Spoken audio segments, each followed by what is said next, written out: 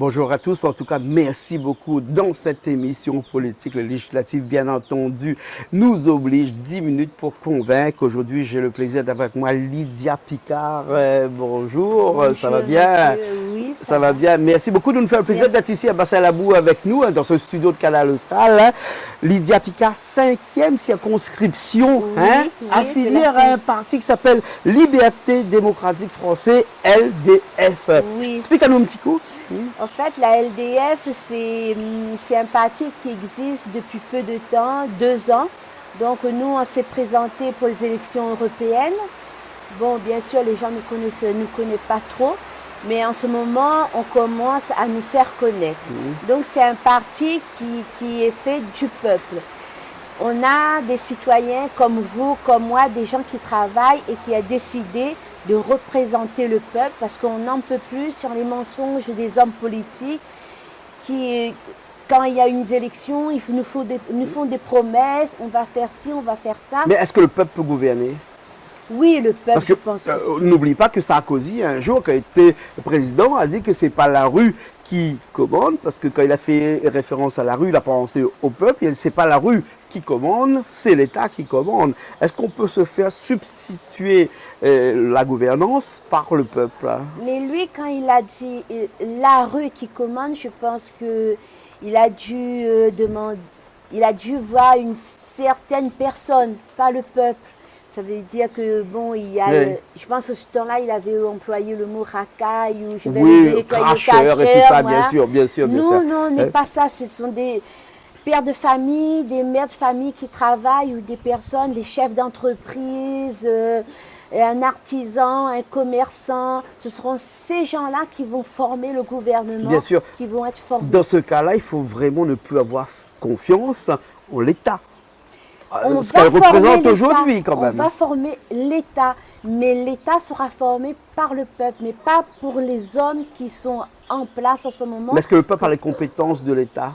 Je pense qu'on les compétences de gestion, je veux dire. Oui, mais la politique nous a fait croire que le peuple ne peut pas penser. Ils ont pris cette manière. On dit qu'il faut un an pour former le peuple. Voilà, et je pense que le peuple peut penser parce que vous, tous les jours, vous prenez des décisions pour votre famille, pour votre entreprise, vous donnez des conseils, et pourquoi pas le peuple? Ça veut dire, le peuple peut aussi penser. Ce n'est pas que les hommes politiques qui peuvent penser, que les hommes politiques qui...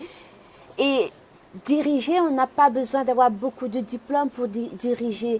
Il suffit d'avoir un bac, un diplôme. Mais est-ce que dans notre pays, que ce soit le pays de l'Union européenne ou bien dans les pays du monde, on a des similitudes? Ça veut dire des pays où c'est le peuple qui dirige? Oui, c'est la Suisse. La Suisse. C'est la Suisse. Et la Suisse, en ce moment, elle n'a pas les mêmes problèmes que nous.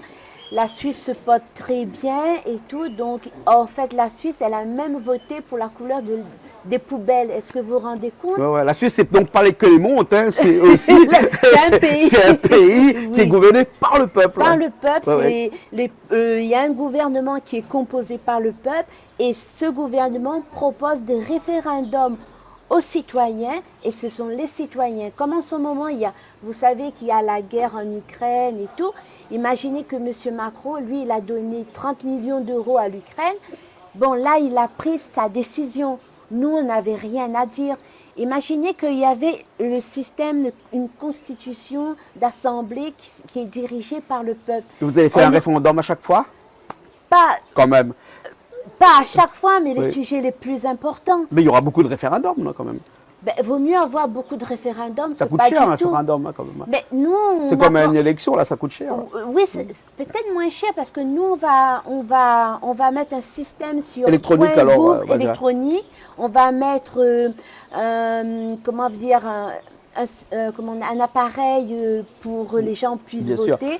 Des jeunes qui vont aller chez les personnes âgées qui ne peuvent pas se déplacer, vont les aider dans les démarches. Donc, ça va être moins coûteux. Donc, dans les mairies, il y aura des bornes pour voter et tout. Je pense que pour l'écologie, là, on va imprimer beaucoup de papier et ces papiers, après, on va faire quoi?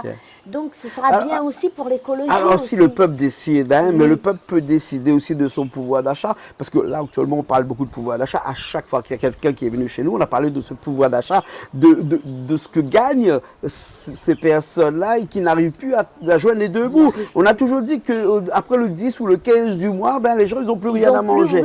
Est-ce que c'est le peuple qui dirige, ben, il va pouvoir manger jusqu'au 30 hein? Eh oui, puisque si on n'a plus, si on réduit les dépenses de gouvernement, si on réduit toutes ces dépenses, l'État fera une économie de 1 milliard d'euros. 1 milliard c'est rien sur les 290 milliards d'euros que compte le budget de l'État. Ça va dire beaucoup, on aura moins, ça veut dire que nous, on va garder la partie de l'État, une assemblée régionale et les maires, parce que les maires sont importants, sont les chefs des communes. Bien sûr. Les chefs des communes. Donc je pense que avoir une constitution qui est formée par le peuple, je pense qu'il faudrait essayer, puisque ces gens-là, ça fait 240 ans qu'ils sont au pouvoir, et il y a des promesses. Depuis la Révolution française, en 1789. Oui, il y a des fardeaux, on est dans la misère, on nous entraîne dans la misère, on nous fait des promesses qui ne tiennent pas. Donc on ne peut plus. Donc nous, on a envie de changer tout ça par cette nouvelle constitution. Mais comment vous avez fait? Excusez-moi, comment vous avez fait pour convaincre les électeurs de la 5e circonscription qu'il faut voter pour ce grand changement? Et là, on ne parle pas du grand remplacement, on parle de ce grand changement-là. Mais pour le moment, c'est le moment pour la 5e circonscription. Ils vont découvrir ce mouvement citoyen, ils vont découvrir ce que nous proposons, mais on va partir plus sur la politique des rayonnés, vous voyez. Cette politique-là, on va développer ça pendant la présidentielle, pendant le maire. Mais là, pour la 5e circonscription, moi, ce que je propose aux rayonnés qui sont dans cette zone-là, c'est qu'il faut envoyer une personne qui bouleverse cette habitude qu'on a dans le Sénat. C'est que parce que mais là, dans votre système, il n'y a plus de Sénat, il n'y a plus de, non, il y aura députés, plus tout ça, il n'y a plus rien. Hein, c'est vraiment un grand changement. Un grand changement. Mais est-ce qu'on part par là vers aussi peut-être à La Réunion? Peut-être que La Réunion ne plaira plus à la France. On va être un petit peu autonome aussi. Hein. L'autonomie de La Réunion aussi. Vous êtes un petit peu autonomiste, vous? Nous proposons l'autonome à tous les îles, et nous proposons... Les 5 pays d'outre-mer, les îles ultramarins, comme l'autonomie. Nous proposons de remettre le franc en place. De sortir de l'Europe, alors? Ah oui, nous on sort de l'Europe. Absolument. C'est plus Brexit, c'est Frexit. Voilà, c'est exactement ça. Et nous proposons de mettre une assemblée réunionnée. Cela signifie que les rayonnés vont choisir eux-mêmes former eux-mêmes leur décret. C'est eux qui vont choisir ce qui est bon pour eux, ce qui n'est pas bon pour eux. Lydia Picard, il nous reste 1 minute et demie juste avec cette caméra-là. Ben, je laisse le temps de parler avec eux pendant ces 1 minute et demie-là pour leur dire exactement comment aller voter ce 30 juin.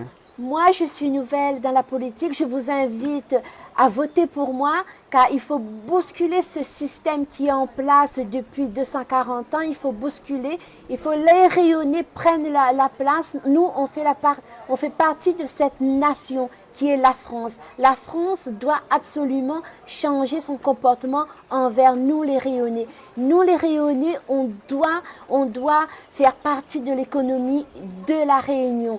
Je pense qu'il est inadmissible qu'il y a beaucoup de rayonnés qui partent en France pour trouver du travail. Il faut que les rayonnés trouvent du travail ici, à La Réunion, pour pouvoir participer à son économie. Et ça, c'est important. Et je pense que les rayonnés sont capables de décider qu'est-ce qui sont bons pour eux, qu'est-ce qui ne sont pas bons pour eux. Bien sûr. Voilà. Donc, il faut vraiment que toutes les Réunionnais, en tout cas dans la 5e circonscription, celle qui t'intéresse, aillent voter ce 30 juin. Oui, pour bousculer ces ces mensonges qui sont en place, ces ragots, je vais faire ci, je vais faire ça, et au fait, quand on est en place, rien ne se passe comme ils veulent. Donc il faut arrêter de mentir au peuple, il faut arrêter de dire au peuple, voilà, on va vous sortir de cette misère, or qu'on nous enfonce dans cette misère. D'accord. Merci beaucoup, Merci Lydia à vous de Picard. me recevoir. Merci beaucoup. 5e circonscription. Vous êtes affiliée à la LDF, Liberté démocratique française. Que je vais implanter ici à La Réunion. Merci beaucoup. Merci à vous, monsieur. Merci.